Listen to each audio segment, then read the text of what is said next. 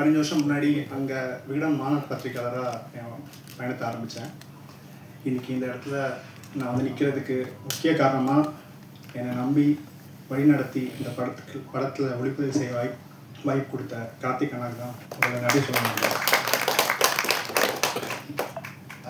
ஒரு 4 வருஷம் முன்னாடி லிங்க்டின் மூலமாக எனக்கு வந்து அறிமுகமானவர் கார்த்திக் சார். அப்போதுலேருந்து இப்போ வரைக்கும் நான் அண்ணா தான் கூப்பிடுவேன். அந்த அளவுக்கு என்ன சொல்கிறது, ரொம்ப ஒரு அண்ணாவாகவே இருக்கிறார், சாரி இருப்பார். ஸோ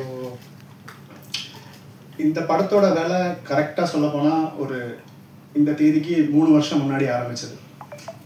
இதுக்கான முதல் படி வந்து ஒரு மே மாதம் இறுதியில் தான் 2022 ஆரம்பித்தோம். இது ஒரு லாங் ஜேர்னி. மெயினாக இந்த படத்தை நாங்கள் நினச்சது மாதிரி எடுக்க உதவின எல்லா விஷயத்துக்கும் நன்றி சொல்லணும். இயற்கைக்கு நன்றி சொல்லணும், ப்ரொடக்ஷனுக்கு நன்றி சொல்லணும். முக்கியமாக ப்ரொடக்ஷனை கண்காணிச்சுக்கிட்ட மோனிகா, ஷான், ஹரி, ராஜா, வீரமணி எல்லாருக்குமே நன்றி. ஏடிஸாக இருக்கிற விரேன், சதீஷ், பவன், ஏசிஸ் என்னோட அசிஸ்டன்ட் சினிமாட்டோகிராஃபர்ஸாக இருக்கிற அஸ்வின், சுரேஷ், காஷன் டிசைனர் நந்தினி. நாங்கள் பண்ணுற தப்பு எல்லாத்தையுமே தெரியாமல் மறைச்சிக்கிட்டு இருக்கிற எடிட்டர் சதீஷ், என்னோட சிறு சிறு பிழைகள் எல்லாத்தையும் அழகாக மாற்றிக்கிட்டு இருக்கிற என்னோட கலரிஸ்ட் கௌஷிக், நான் நினச்சதை பண்ண விடுற எங்கள் அம்மா, நான் மேலேருந்து பார்த்துட்டு இருக்கிற எங்கள் அப்பா, எல்லாருக்கும் நன்றி. இந்த படத்தில் நான் பண்ணியிருக்க ஒரு ஊர்காக்கார் ரோல்னு பண்ணேன். ஸோ அதில் அவங்க எடுத்துக்கிட்ட மெனக்கடலே எனக்கு ரொம்ப பிடிச்சிருந்தது. என்னுடைய காஸ்டியூம்ஸ்லேருந்து ஆரம்பிச்சு இப்படி இருக்கணும் அப்படி இருக்கணும், இந்த ட்ரெஸ்ஸு, இந்த ஸ்லாங்கு, பழைய சாம்ஸா இல்லாமல் புதுசாக அவங்களுக்கு என்ன வேணும்னு அவங்க தயாரிப்புகளே அவ்வளோ அழகாக அவ்வளோ சிறப்பாக இருந்தது.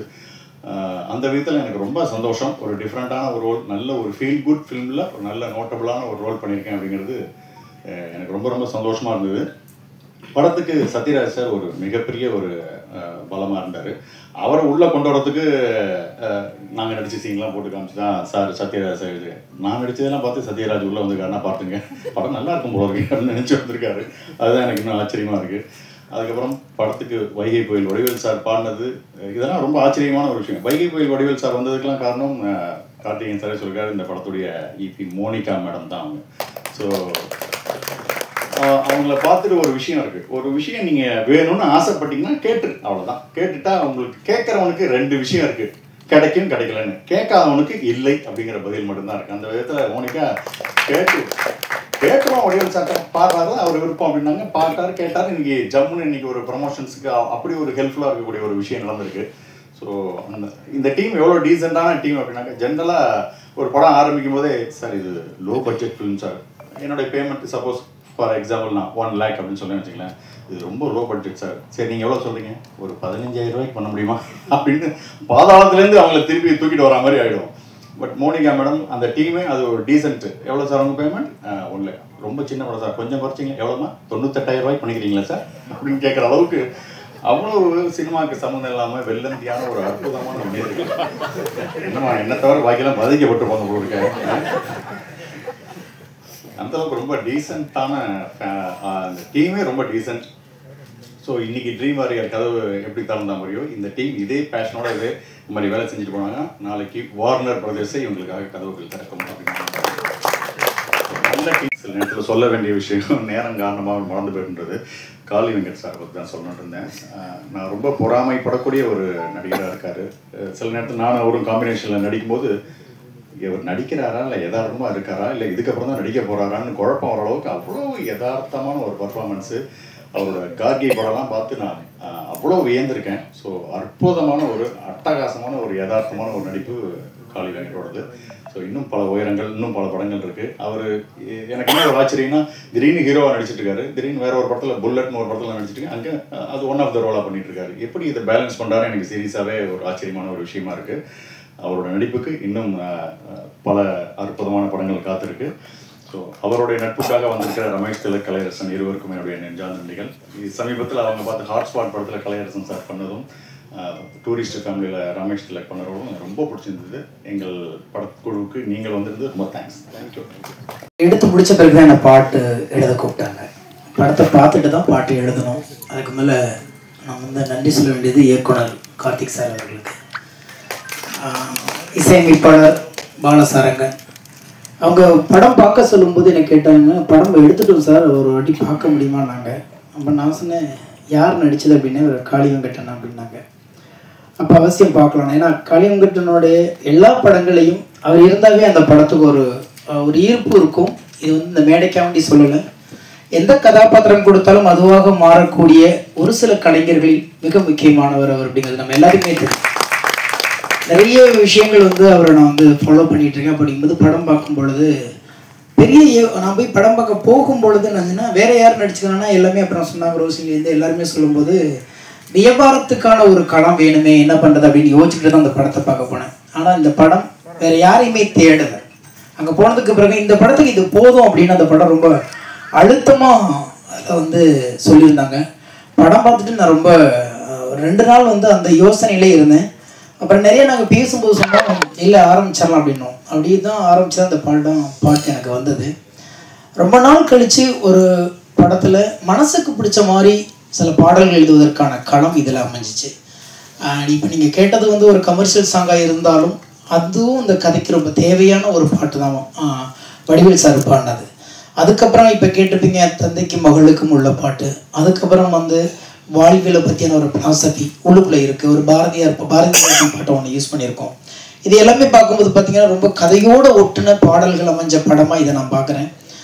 ரெண்டாவது, இந்த கதையை பற்றி இயக்குனர் டிஓடி அதை மற்றபடி அவங்களுடைய அந்த குழு பேசுவாங்க.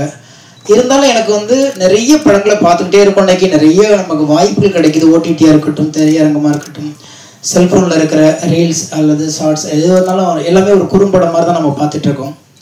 ஆனால் அந்த படத்தை பார்த்ததுக்கப்புறம் ஏன் இதை பற்றி யாருமே யோசிக்கலன்னு தோணுச்சு எனக்கு. ஏன்னா நம்ம பக்கத்தில் கால சுற்றுற நிழலை பற்றி நம்ம கவலைப்படவே மாட்டோம். எங்கேயோ ஒரு நிழல் கிடைக்குதான்னு தேடி ஓடிக்கிட்டே இருப்போம். நம்ம நிழல் நம்மளை சுற்றிக்கிட்டே இருக்கும், அதை கவனிக்கிறது இல்லை. நம்மளை அந்த நிழலுக்கு ஒரு கதை இருக்கும், அதுக்கு ஒரு வேர்வை இருக்கும், அதுக்கு ஒரு ரணம் இருக்கும்.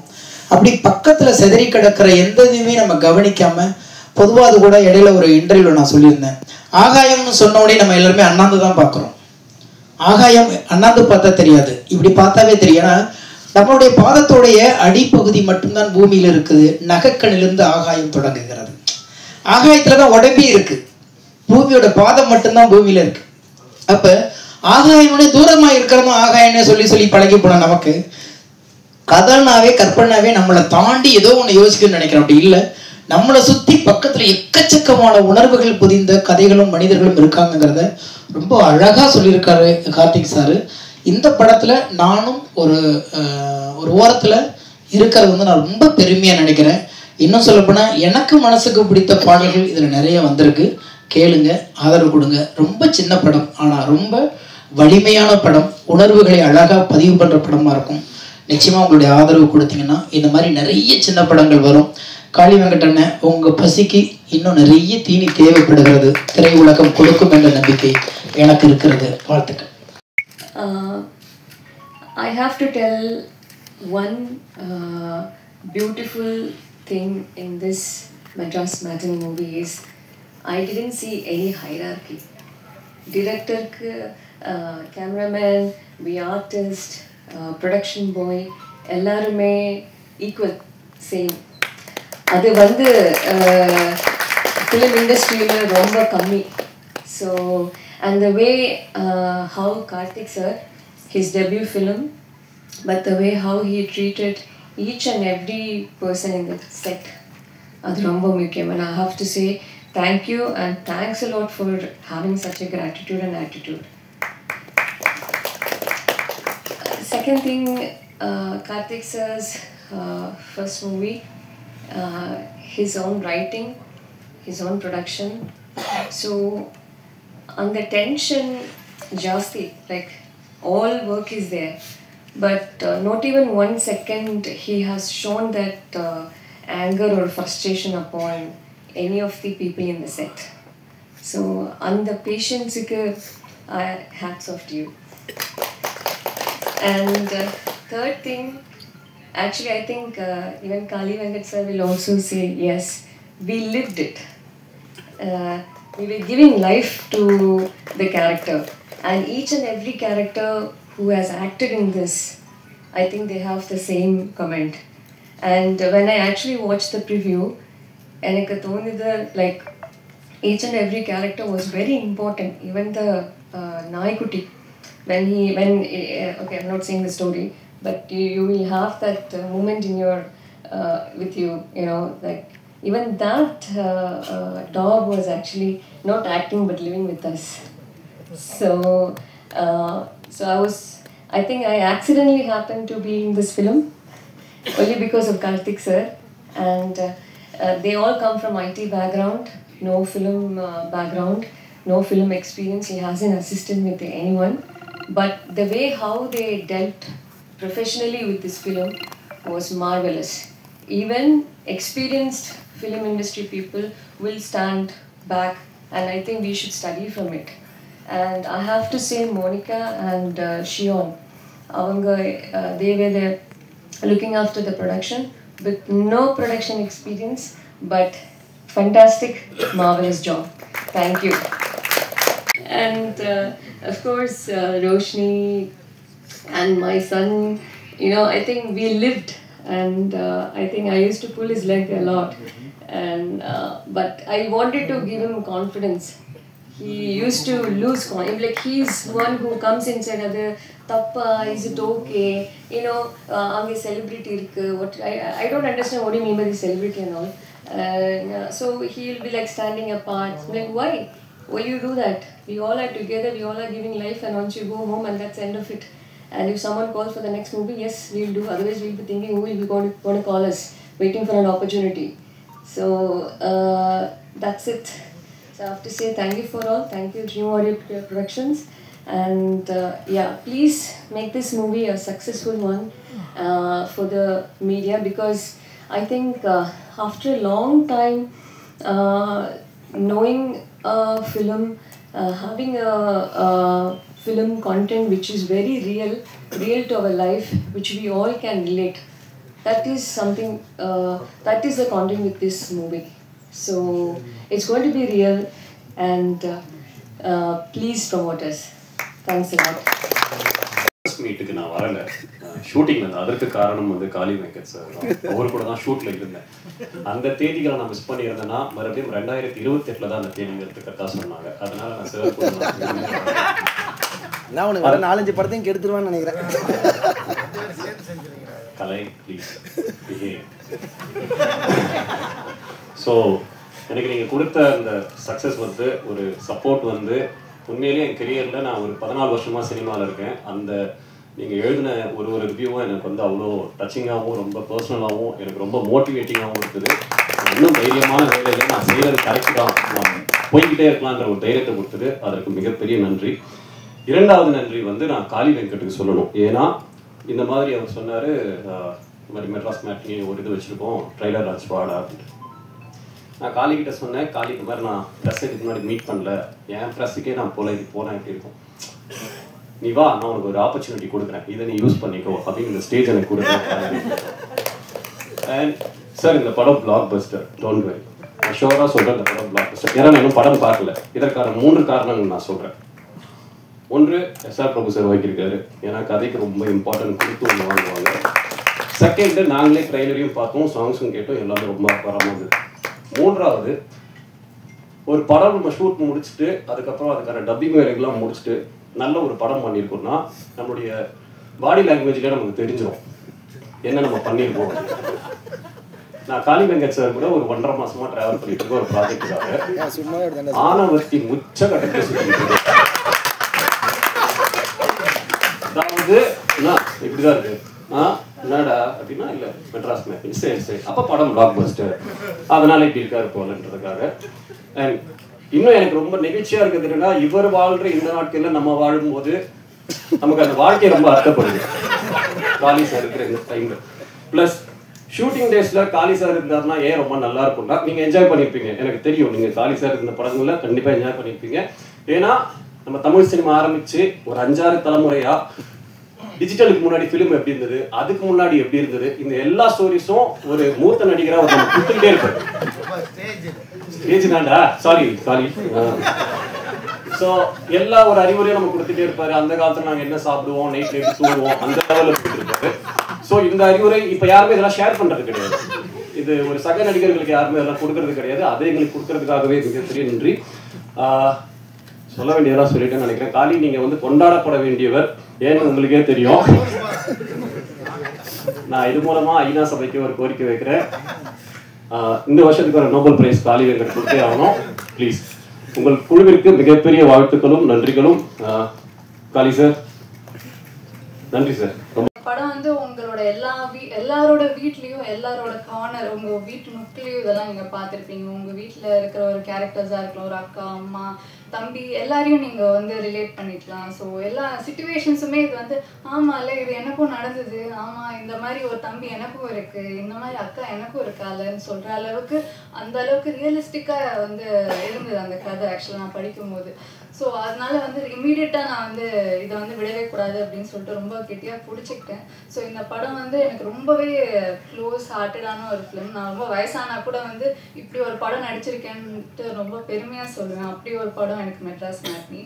So thank you so much Karthik sir for this opportunity. And sir Prabhu சாருக்கு ரொம்ப நன்றி. ஏன்னா இந்த படத்தை வந்து இன்னும் ஒரு 10-50 ஸ்டெப் ஏற்றி கொடுத்து எங்களை வந்து புஷ் பண்ணுற ஒரு பர்சன் தான் அவர் தான் இங்கே நான் சொல்லி ஆகணும். And Kali Venkat sir, so இந்த படம் சொல்லும் போது காளி வெங்கட் சார் தான் அவரோட நடிக்க போகிறோம் அப்படின்னோடனே ரொம்ப அப்படியே அட்டென்ஷன் ஆன மாதிரி ஆகிட்டு, என்னது அவரோடையா அப்படின்ட்டு ஒரு யோசனையாக இருந்தது. ஸோ ஏன்னா அவரோட ஒர்க் வந்து இவங்க முண்டாசிப்பட்டியிலேருந்து கார்கி வரைக்குமே நான் எல்லாமே பார்த்துருக்கேன். ஈவன் அக்கரால கூட வந்து ரொம்பவே பயங்கர அமேசிங்காக இருக்கும். ரொம்ப என்ன சொல்கிறேன், ஸ்விட்சை போட்ட மாதிரி அடுத்த நாள் வந்து வேறு கேரக்டரில் அவ்வளோ அழகாக பண்ணுவார். அவ்வளோ பாசிபிளாக எவ்வளோ பண்ண முடியுமோ அவ்வளோ அழகாக அதை டெலிவர் பண்ணுவார். ஸோ இவரோட நான் நடிக்க போகிறேன், இவரோட நான் ஃப்ரேமில் இருக்க போகிறேன்னா என்னெல்லாம் பண்ண முடியும் அப்படின்னு சொல்லிட்டு கண்டிப்பாக மெனக்கேட்டேன். நான் அவ்வளோ ஈஸி இல்லை அவங்களோட நடிக்கிறது. அண்ட் எல்லாருக்குமே வந்து அவங்க அப்பா தான் ஹீரோ கண்டிப்பாக. அதில் எந்த ஒரு சேஞ்சுமே இல்லை. எனக்கு வந்து காளி சார் அப்பா. ஸோ இவர் தான் என்னோட ஹீரோ இந்த படத்தில். நான் ஒரு அப்பாவுக்கும் ஒரு பொண்ணுக்கான ரிலேஷன்ஷிப் வந்து வார்த்தையால் சொல்லிட முடியாது.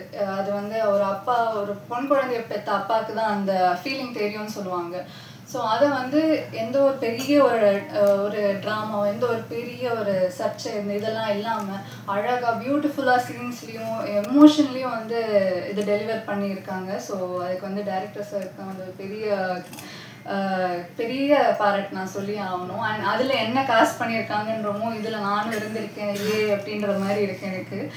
நான் ஷெல்லி மேம்க்கு வந்து நான் பொண்ணாக நடிச்சிருக்கேன். ஸோ கண்டிப்பாக இவங்களோட வந்து ஒரு பயங்கரமான ஒரு ஜேர்னி எனக்கு இருக்குது அப்படின்னு அவங்கள பார்த்தோன்னே தெரிஞ்சு போச்சு. பிகாஸ் ஷீஸ் ஒன் என்ன சொல்கிறது, அவ்வளோ எமோஷன்ஸ் வச்சுருப்பாங்க. எங்கேருந்து வச்சுருப்பாங்கன்னு எனக்கு தெரியாது. திடீர்னு இப்படி இந்த மாதிரி சீன் நடினா அப்படி ஸ்பான்டேனியஸாக அவங்களுக்கு அந்த ஸ்பாட்டில் வரும். அவங்களுக்கே தெரியாமல் நான் ரொம்ப ரசிச்சிருக்கேன் அவங்கள ஒரு ஃப்ரேம்லையும். She is very beautiful and very sweet person. So thank you so much ma'am. And Vishwa வந்து என்னோட தம்பி.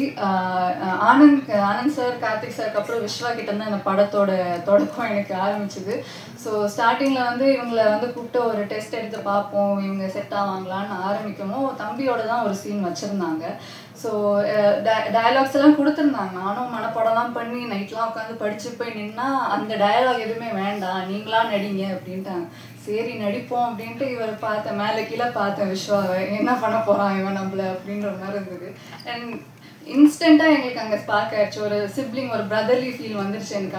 அவனோட ஹேர் ஸ்டைலோ ஏதோ பார்த்தா அது என்னன்னு தெரியல, அந்த அவரோட மொழியா இல்லை அவரோட பிஹேவியரா எனக்கு தெரியல. டக்குன்னு எங்களுக்கு வந்து கனெக்ட் ஆகி நாங்கள் நிஜமாவே ஒரு வீட்டில் ஒரு அக்காவும் தம்பி இருந்தால் எப்படி இருக்கோன்ற மாதிரி டக்குன்னு நாங்கள் ஸ்விட்ச் ஆகிட்டோம்.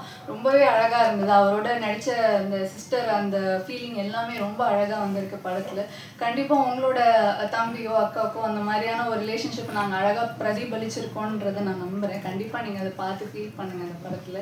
And editor sir Sathish sir ரொம்ப அழகாக என்னை வந்து அதில் வந்து இது பண்ணியிருக்காங்க. எங்கள் பர்ஃபார்மன்ஸ், என்னோட பர்ஃபார்மன்ஸ் மெயினாக வந்து ரொம்பவே கிறிஸ்பாக இருந்ததுக்கு அவருக்கு ஒரு பெரிய நன்றி. எல்லாருக்கும் வணக்கம். அப்புறம் எல்லாருக்கும் நன்றி. யார் வந்துடக்கூடாதுன்னு நினச்சினா அந்த 2 பேரும் இவங்களுக்குலாம் தெரியாமல் தான் அந்த நிகழ்ச்சி நடக்கணும்னு நினச்சேன். அபிஷேக் வேறு எனக்கு சர்ப்ரைஸ். ஏயா இப்படி ஒரு சர்ப்ரைஸாக ஒருத்தர் கொடுப்பான். நீ காலைல தான் சொல்கிறேன். ஒரு சர்ப்ரைஸ் இருக்குது, முக்கியமான 2 செலிப்ரிட்டிஸ் வராங்க, உங்களுக்கு வந்து வாழ்த்து சொல்கிறதுக்கு. ஐயோ அப்படின்னு இவங்க தான் நினச்சேன். கரெக்டாக அவங்க 2 பேரும் பேரையும் சொல்லிட்டேன் ரொம்ப பெருமையாக. தம்பி உங்களோட 2 பேர் ஃபோட்டோவே என்கிட்ட இருக்கு, மறந்துடாதீங்க. அதை உங்களுக்கு அனுப்பிச்சி வச்சுருக்கிறேன். இன்னும் பத்திரமா அதை லைவ் போட்டு வர வச்சுருக்கிறேன். எப்போ வேணாலும் மீடியாவில் போஸ்ட் பண்ணிடுவேன், தெரிஞ்சுக்கிங்க. சோசியல் மீடியாவில் அதை மனசில் வச்சுட்டு பேசுங்க. இனிமேல் மேடையில் பேசினேன் என் வயசை பற்றி இல்லாமல் நீங்கள் விமர்சனம் பண்ணுறீங்க இருக்கட்டும். ஏண்டா அவர் யதார்த்தமாக ஒரு அப்பா ரோல் கொடுத்தாங்கன்னு வெள்ளடிச்சு நடித்தா உடனே எனக்கு 60 வயசுன்ற ஒருத்தன், ஒரு 58 வயசுன்றான். தம்பி எனக்கு ஒரு வாய்ப்பு கிடைக்காம போயிடும். இல்லை இருக்கு, நான் வெயிட் பண்ணுறேன். ஆனால் ஏதாவது ஒரு சூழ்நிலையில் அந்த ஃபோட்டோவை நான் போடுறேன். இருந்தாலும் நீங்கள் வந்ததுக்கு ரொம்ப நன்றி 2 பேருக்கும். சார் பிரபு சார் ரொம்ப நன்றி. ஏன்னா ஒரு படம் வந்து இது எப்படிப்பட்ட படம்ன்றதை நீங்கள் வாங்கினோடனே எல்லாருக்கும் அது தெரிஞ்சிருச்சுன்னு நினைக்கிறேன். ஸோ எல்லாருக்கும் ஒரு நம்பிக்கை முதல்ல வந்திருக்கும். அதுக்காக முதல்ல உங்களுக்கு நன்றி சார். ஏன்னா நீங்கள் நல்ல படங்கள் சப்போர்ட் பண்ணுவீங்க, அந்த வகையில் இந்த படத்துக்கு சப்போர்ட் பண்ணது ரொம்ப நன்றி. மற்றபடி சத்யராஜ் சார் அவர் இங்கே வரல, அவருக்கு ரொம்ப ரொம்ப நன்றி. ஏன்னா படம் நாங்கள் ஒரு முடிகிற ஸ்டேஜில் தான் வந்து டைரக்டர் வந்து அப்ரோச் பண்ணார். எந்த தயக்கமும் இல்லாமல் படத்தில் கொஞ்சம் எடுத்த வரைக்கும் போட்டு காமிச்சு அவர் பார்த்துட்டு அவர் பிடிச்சி நடித்தது ரொம்ப ரொம்ப சந்தோஷம். ரொம்ப நன்றி சார் இந்த மேடையில் உங்களுக்கு. அப்புறம் வடிவேல் சாருக்கு ரொம்ப நன்றி. ஏன்னா எனக்கு தெரிஞ்சு நடிக்காமல் முதல் முறையாக பாடுறாருன்னு நினைக்கிறேன். ஸோ அது வந்து எங்களுக்கு கிடைச்ச ஒரு பெரிய வாய்ப்பாக நினைக்கிறோம் நாங்கள். இந்த நேரத்தில் உங்களுக்கு நன்றி சொல்லிக்கிறேன் சார். அப்புறம் வந்து நிறைய பேர் விட்டுட்டேன்னா எல்லோரும் சொல்கிற மாதிரியே மன்னிச்சிருக்கேன். அபிஷேக் ராஜா எனக்கு இந்த படத்துக்கு வந்து கனெக்ட் பண்ணி விட்டு தான் வந்தான். ஒரு நாள் ஃபோன் பண்ணி ஐயா ஒரு கதை ஒன்று கேட்கணும், எப்படின்னு சொல்லுங்க, நான் அந்த டேரக்டர் சொல்கிறேன் அப்படின்னு சொன்னார். அப்புறம் அந்த கதையை போய் கேட்டேன். அந்த கதை மீட்டிங் பாயிண்ட்டு அந்த இடமே வந்து எனக்கு ரொம்ப பிடிச்சிருந்தது. ஏன்னா டைரக்டரோட வீட்டுக்கு கூப்பிட்டுருந்தார்.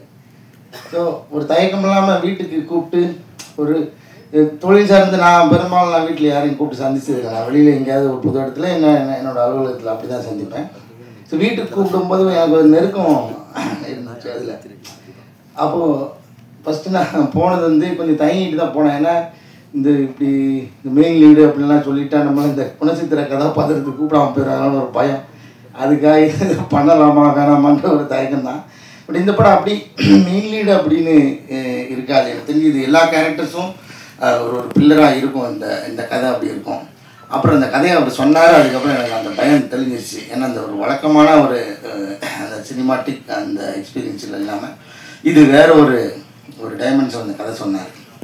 அது எனக்கு வந்து ரொம்ப பிடிச்சிருந்துச்சு. ஏன்னா அவர் ஒரே அந்த கதை சொல்ல ஆரம்பிக்கிறதுக்கு முன்னாடி ஏன் இந்த கதையை எழுதினேன்னு சொல்கிறேன் அப்படின்னு சொன்னார். ஏன்னா ஒரு அப்பா அந்த குடும்பத்துக்காக உழைச்சிட்டே இருக்காரு. இது வரைக்கும் ரெகுலரான கதை தான். அவர் என்ன உணர்வை சொல்ல வந்தான்றது எனக்கு பயங்கரமாக நச்சுன்னு அப்படி அடிச்சிருச்சு. ஏன்னா ஒரு டீனேஜ் வரைக்கும் பசங்க வந்து ரொம்ப அந்த ஸ்பரிசத்தோடையே இருப்போம். அப்பா மேலே உருண்டு பருண்டு விளையாடிட்டு அந்த மாதிரியான ஒரு அந்த ஸ்பரிசத்தோடையே வளர்ந்துக்கிட்டே இருப்பாங்க. ஒரு டீனேஜுக்கு அப்புறம் அது பையனோ பொண்ணோ கொஞ்சம் கொஞ்சமாக அந்த அப்பாவோட உடம்புலேருந்து கொஞ்சம் கொஞ்சமாக விலக ஆரம்பிப்பாங்க. அப்போ அந்த அப்பா ஸ்பரிசத்தை மிஸ் பண்ணுவார். ஏன்னா பசங்களுக்கு தெரியாது. பசங்களுக்கு அவன் அப்பா ஆகும்போது அது புரிய நினைக்கிறேன். அப்போது அந்த இடம் எனக்கு ரொம்ப பிடிச்சிருந்தது. ஆமாம், இது வந்து அப்பா சொல்லவும் முடியாது. எங்கன்னா இது வந்து ஆனால் நான் எப்போயுமே பெரும்பாலும் நேரம் எடுத்துக்க மாட்டேன். இன்றைக்கி ஒரு நாள் என்னை அனுமதிச்சிருக்கேன். கடைசியாக வர கூப்பிட்டாங்க. எப்படா ஒரு எப்படி சொல்கிறது, ஒரு எலிட் பீப்புள்ஸ் அந்த மாதிரி இருக்கிற மக்களுக்கு வந்து அது ரொம்ப சாதாரணமாக அவங்களுக்கு அந்த ஸ்பரிசம் எப்போயுமே இருக்கு. ஏன்னா அவங்களுக்கு அது ஒரு வேறுபாடாகவே இருக்காது. அப்புறம் இந்த மிடில் கிளாஸில் இருக்கிறவங்களுக்கு வந்து நிச்சயமாக அந்த டீனேஜ் தாண்ட அவங்க அந்த ஸ்பரிசத்துலேருந்து விலகுவாங்கன்றது நான் அனுபவிச்சிருக்கேன். எங்கள் அப்பா அதுக்கு ஏங்கினதை நான் பார்த்துருக்கேன். ஒரு பாயிண்டில் எங்கள் அப்பா வந்து ஃபேக்காக என் கூட ஃப்ரெண்ட் ஆகிட்டார். ஏன்னா அவருக்கு தெரியும் எல்லாத்தையும் அந்த வயசு அனுபவத்தை எல்லாத்தையும் இறக்கிட்டு இந்த ஸ்பரிசத்துக்காக என்கிட்ட ஃப்ரெண்ட் ஆகிறார். ஸோ அது இந்த கதையை கேட்டு முடிச்சோன்னே எனக்கு அது புரிஞ்சுது. ஏன்னா நான் அவருக்கு என்ன கிட்டத்தட்ட அப்பா ஆகிட்டேன். அதனால எனக்கு அது புரிஞ்சுது. ஐயோ பிரபஞ்சன் பூங்குன்றலாம் வந்து அப்படி விலகி இருக்கும்போது நமக்கு எப்படி இருக்கும் அப்படின்றது எனக்கு அது ரொம்ப இதாகிடுச்சு. அப்புறம் அந்த கதை சொல்லி முடிச்சோன்னா ஓகே இதை நிச்சயமாக பண்ணிடணும் விட்டுறக்கூடாது அப்படின்னு நினச்சேன். கார்த்திகேயன் மணி சார் ரொம்ப நன்றி சார், இயக்குனர், படத்தோட இயக்குனர். அப்புறம் வந்து இந்த படத்தை பற்றி நான் நிறையா பேச விரும்பல. எனக்கு நான் அந்த படத்தை திரும்ப எவ்வளோ உள்ள ஊடுருவி பார்க்கும்போது எனக்கு ஒன்று மட்டும்தான் அந்த ஒரு வாசனை மட்டும் அடிச்சுட்டே இருக்குது. அது வேற ஒன்றும் இல்லை, எங்கள் அப்பாவோட சட்டையோட வாசனை அடிச்சுட்டே இருக்குது. அது நீங்கள் இந்த படம் பார்க்கும்போது சினிமா தியேட்டரில் நீங்கள் அது மட்டும்தான் எடுக்க முடியாதுன்னு நினைக்கிறேன். உணர்வுகள் எல்லாமே உங்களுக்கு வந்துடும், காட்சி இசை எல்லாமே கிடைக்கும். இந்த படத்தில் எனக்கு தெரிஞ்ச அந்த வாசனை அடிக்கும்னு நான் நம்புகிறேன். அப்படி அடிச்சதுன்னா இந்த படத்தோட சக்ஸஸ் ஏன்னா நான் அதை உணர்ந்தேன், அடிக்கும்போது உணர்ந்தேன், அது படமாக பார்க்கும்போது நான் உணர்ந்தேன். அது ரொம்ப அபூர்வமாக நடக்கிற நிகழ்வு. ஏன்னா ஒரு படத்துக்குள்ளேருந்து ஒரு வாசனை அடிக்கிறதுன்றது ரொம்ப அபூர்வம். இந்த படத்தில் அது நடக்கும்னு நம்புகிறேன். ஸோ அதுதான் இந்த படத்தை பற்றி நான் சொல்லணும்னு நினைக்கிறது. அதுக்கப்புறம் நீங்கள் பார்த்துட்டு நிச்சயமாக ஒரு நல்ல படத்தை நீங்கள் விட்டுற மாட்டீங்கன்னு தெரியும். அந்த நம்பிக்கை தான். வழக்கமாக எல்லோரும் கேட்குற மாதிரியான கோரிக்கைகளை வைக்க விரும்பல. நீங்கள் படம் பாருங்கள், நிச்சயமாக படத்துக்கு அப்புறம் படம் ரிலீஸ் ஆனதுக்கப்புறம் நிறைய பேச வேண்டியிருக்குன்னு நினைக்கிறேன். எல்லோரும் வந்ததுக்காக முதல்ல ரொம்ப நன்றி. அப்புறம் ஆனந்த்ஜிக்கு எங்கள் படத்தோட சினிமாட்டோகிராஃபர், ரொம்ப எளிமையான சினிமாட்டோகிராஃபர். எப்படி இந்த ஒரு கதைக்கு எப்படி துருத்திடக்கூடாதோ ஒரு தடவை இதே மேடையில் தான் பாலுமந்திர சார் சொன்னார், ஒரு சினிமாட்டோகிராஃபியும் மியூசிக்கும் அப்படின்னா ஒரு என்னை பாரு என் திறமையை பாருன்னு வெளியில் துருத்தி தெரிஞ்சிடக்கூடாது, அது அந்த கதைக்குள்ளே முங்கியே இருக்கணும், அதுதான் ஒரு தரமான சினிமாட்டோகிராஃபி, அதுதான் ஒரு தரமான இசை அப்படின்னு சொல்லி இந்த மேடையில் சொல்லியிருந்தார். நான் அங்கே ஆடியன்ஸ் உட்காந்து கேட்டிருக்கேன். ஸோ அந்த மாதிரியான ஒரு ஒர்க்கு ஆனந்த்ஜிக்கு வருது. பால சாரங்கனோட ஒர்க்கும் அப்படி தான், இங்கேயுமே மிக இல்லாமல் ரொம்ப ஒரு இடையோடும் இதோட அப்படி அழகான ஒரு இசை. இருக்கிறவங்க போய் சொல்ல மாட்டான்ற மாதிரி நான் வேறு எந்த இதை பற்றி பேச வரல, இருந்தாலும் சொல்லிடுறேன். மலையாள நடிகர்கள்னால் கொஞ்சம் அவங்க பயங்கரமாக நடிப்பாங்க அப்படின்னு ஒன்று இருக்குல்ல, அப்படின்னு தான் நம்ம நிறையா பழகிருக்கோம். அந்த படம் சுமாராக இருந்தால் கூட மலையாள படம்னா அது சூப்பராக இருக்கும்னு நினச்சிக்கிட்டே போய் பார்க்குறது இருக்குல்ல, அதுக்குன்னு ஒரு ரிவ்யூ வந்து மலையாளத்தில் வந்து எப்படி பிடிக்கிறாங்க, மலையாளத்தில் என்ன மாதிரி இருக்காங்க. நிச்சயமாக எல்லா ஊர்லேயும் இருக்குது, அதில் நிறைய ஓடுற படம், நல்ல கண்டன படம் தான் நம்ம கண்ணுக்கு தெரியுது. அங்கேயும் சில சுமாரான படங்கள் நான் பார்த்துருக்கேன். அந்த ஒரு சின்ன பயத்துலேயே தான் நான் அவங்க அணுகினேன். ஏன்னா மலையாள நடிகர்லாம் பயங்கரமாக பர்ஃபார்ம் பண்ணுவாங்க, ஆனால் அவங்க ஆப்வியஸாக பயங்கரமாக பண்ணாங்களா இல்லைன்னு சொல்ல. எனக்கு என்னென்னா அந்த சவால்லேருந்து அடிக்கி விழுந்துடக்கூடாது, அது எப்படியாவது எதிர்கொண்டு அவங்களோடய சேர்ந்து பயணிச்சணுன்ற ஒரு டாஸ்க் இருந்தது. அது இருந்தது ரொம்ப நல்லதாக இருந்துச்சு. இன்னும் யதார்த்தமாக நம்ம அது பண்ண முடிஞ்சிச்சு. ரொம்ப நன்றி மேடம் உங்களுக்கு. விஸ்வா ரொம்ப தேங்க்யூடா, உன்னோட ஒர்க் பண்ணது எனக்கு ரொம்ப மகிழ்ச்சி. ஐயா எடிட்டர் ஐயா பேச மாட்டார், அவருக்கு கை மட்டும் தான் வேலை செஞ்சுட்டே இருக்கோம். அவர் சொன்ன மாதிரி அந்த பர்னிச்சராக இருக்கார் அந்த ஆஃபீஸில், நீங்கள் போய் போகலாம், ஒரு ஓரமாக ஒட்டிகிட்டே இருப்பார். அவருக்கு மகிழ்ச்சி. கீதா மேடம் ரொம்ப நன்றி மேடம் உங்களோட ஒர்க் பண்ணது. சாம்சனா உங்கள் டைமிங்லாம் பயங்கரமாக இருக்கும். இந்த படத்தில் உங்களை அந்த மாதிரி ஸ்டைலில் பண்ண விடாமல் ஆனால் ஒரு ரொம்ப யதார்த்தமான ஒரு ரோல் பண்ண வச்சுருந்தாங்க. அது எனக்கும் என்னோட ஒர்க் பண்ணது ரொம்ப மகிழ்ச்சி. சின்ன சினிமாக்குள்ளார இப்போ எஸ்ஆர் பிரபு சார் வரைக்கும் அபிஷேக் நடிச்சிருக்காரு. அதில் இல்லை சார், நீங்கள் ரொம்ப நல்ல டேரக்டருங்கிறத நான் வந்து பாராட்டுறேன். ஏன்னா அபிஷேக் வந்து பயங்கரமாக நடிப்பார், அதனால் அவரை இதை பயன்படுத்தாமல் விட்டுருக்கீங்க, வாழ்த்துக்கள்.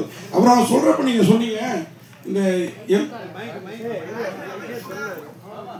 சொன்னீங்க, அப்புறம் புறநானூறு அகநானூறுலாம் சொன்னீங்க. புறநானூறுலேருந்து எடுத்துருக்கீங்களா எம்ஜிஆர் நகர் மளிகை கடை சப்ஜெக்டா? சார் நாங்கள் என்னென்னா சொல்லப்பட வேண்டிய ஆனால் சொல்லப்படாத கதைகள் மட்டுமே, அதுதான் என் கருத்தாக இருந்தது. அதுவும் சொல்லப்பட வேண்டிய கதை, அதை ஷார்ட் ஃபிலிமாக எடுத்திருந்தேன். அது மூலமாக எனக்கு அந்த லேர்னிங் இருந்ததுன்னு சொல்கிறேன். இப்போ ஒரு கதை எடுக்கிறதுக்கு எனக்கு ஒரு காரணம் இல்லை, ஸோ அதை தான் நான் லெசனாக எடுத்துக்கிட்டேன். அதை அர்த்தமுள்ளதாக பண்ணணுன்றது தான் லெசனாக எடுத்துக்கிட்டேன். ஆமாம் சார். காளியன் சார், நாங்களும் இன்னைக்கு காலையிலேருந்து மேட்ரு சரி இல்லாமல் ரொம்ப ட்ரையாக இருக்கோம். 4 மணிக்கு ஏதோ ஒரு ஃபோட்டோ எடுத்தீங்க, உற்சாகமாக எடுத்தீங்க அப்படின்னாங்க. கலையரசனுடைய ஒரு பக்கம், ரமேஷ் தரக்கூடிய இன்னொரு உருவம், நீங்கள் எதிர்பார்க்கறது கண்டிப்பாக கிடையாது. இன்னும் உற்சாகம். அது நேரம் வரும்போது நானே சோசியல் மீடியாவில் போடுறேன், எடுத்து நீங்கள் கொண்டாடுங்க. நீங்கள் 3 ஃபோட்டோ பார்த்தோன்னே உங்களுக்கு தெரிஞ்சிடும், வேற ஒன்றும் இல்லை. அதில் எல்லா கதையும் இருக்கும் அந்த ஃபோட்டோ. ஐயோ நீ சொன்ன விதத்தில் என்ன நினச்சின்னு இருப்பாரியா, 3 பேர் இல்லை 6 பேர் நீங்களான்னு கேட்பாரு. நைட் ஷூட் முடிச்சுட்டு உற்சாகமாக போயிருந்தேன்னு சொன்னாங்க. Thank you so much for your questions. Sir, இது பானுப்பிரியா நடிச்சிருக்கிறதா வந்து பிரஸ் ரிலீஸ்ல தான் வந்துச்சு, ஆனா யாருமே அவங்கள பத்தி குறிப்பிட்டு பேசவே இல்லை. அவங்க என்ன கேரக்டர் பண்ணிருக்காங்க சார்? பானுப்பிரியா வந்து நம்ம தமிழ் சீனியர் ஆக்டர் அவங்க இல்லை, இவங்க மலையாளம் மலையாளத்தில் ஒரு படம் பண்ணியிருக்காங்க, வேற பானுப்பிரியா. அவங்க டைரக்டர் சார், நீங்க ஒரு பெரிய தமிழ் பற்றாளர், ஆய்வுலாம் பண்ணிருக்கீங்க. ஒரு படத்துக்கு ஆங்கிலத்தை சார் என்னன்னா இதை பற்றி நான் நிறைய யோசிச்சிருக்கேன் சார். இப்போ நீங்கள் வேட்டி கட்டிருக்கீங்களா? இப்போ நானுமே பேண்ட் தான் சார் போட்டிருக்கேன். என்னன்னா நீங்கள் யோசிச்சு பார்த்தீங்கன்னா நம்ம தமிழ் உண்மையிலே வளரணும்னு வச்சுக்கோங்களேன். அதுக்கு வந்து ஃபண்டமெண்டலாக நம்ம வேற சில விஷயத்த நம்ம பண்ண வேண்டியது இருக்குது. இப்போ ஃபார் எக்ஸாம்பிள் தமிழ் கற்றுக்கிட்டவங்களுக்கு என்ன பொருளாதாரம் இருக்குன்றது ஒரு கொஸ்டின், ஓகேங்களா? இது ஒன்று. இன்னொரு பக்கம் சாஃப்ட் பவர்னு சொல்லுவாங்க சார். என்னன்னா நம்ம கதையை இப்போ இலங்கையில் போர் நடந்ததில்ல, சும்மா நான் ஒரு எக்ஸாம்பிள் சொல்கிறேன். இலங்கையில் போர் நடந்ததில்ல, அங்கே நடந்த அநியாயத்தை நம்மளால வெளில சொல்ல முடியல. ஒரு இன்டர்நேஷனலாக நமக்கு ஒரு சாஃப்ட் பவர் இல்லை, ஒரு நரேட்டிவ் இல்லை. இது நீங்கள் ஒன்றும் இல்லை. இப்போது நியூ டெல்லியில் நடக்கிறது தான் பெரிய நியூஸ், நம்ம ஊரில் நடக்கிறது அவ்வளோ பெரிய நியூஸ் இல்லை. ஸோ நான் என்னோட ரோலாக என்ன பார்க்குறேன்னா, தமிழை வளர்க்குறதுக்கும் தமிழை வந்து தமிழை தூய்மையாக பேசுறதுக்கும் என்னை விட எவ்வளோ பெட்டராக அவங்க இருக்காங்க. அதை நான் என் ரோலாக நான் பார்க்கல. என் ரோலாக நான் என்ன பார்க்குறேன்னா, அவங்க படுற கஷ்டத்தை, அவங்க பண்ணுற ரிசர்ச்சை நான் வந்து மற்ற மொழிக்கும் மற்ற கல்ச்சருக்கும் எடுத்து போய் சேர்க்கணும்னு நான் நினைக்கிறேன். அதுதான் என்னோட ரோலாக நினைக்கிறேன், அதுதான் என் ஸ்ட்ரென்த்தாக நினைக்கிறேன். Thank you so much, sir. Our time constraint, we'll have to wrap up. One last question, Mr. Prabhu sir.